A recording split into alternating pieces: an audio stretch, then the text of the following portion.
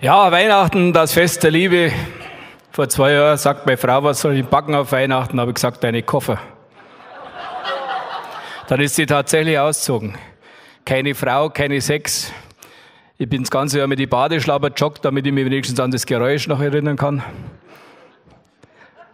Und voriges Jahr zu Weihnachten habe ich mir dann einen Herzenswunsch erfüllt. Ich habe mir einen jungen Papagei gekauft. Wollte ich schon ewig. Kurz vor Weihnachten Papagei daheim. Und dann habe ich festgestellt, der schreit sich zu Tode. Ich habe keine Sportschau mehr gehört, keine Nachrichtensendung, ich habe gar nichts mehr gehört vom Fernsehen. Das habe ich dann zu meinem Freund gesagt. Dann hat er gesagt, ein Jungpapagei, der muss jeden Tag 3 Stunden in die Kühltruhe und dann wird der ruhiger.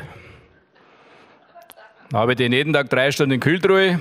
Eines Tages war dann Weihnachtsfeier vom Hühnerbraterverein.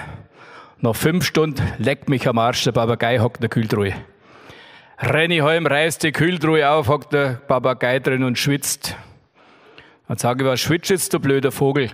Dann hat er gesagt, jetzt habe ich 3 Stunden gebraucht, bis ich der Wiesenhof Schlampe Pfirsaßen angebracht habe.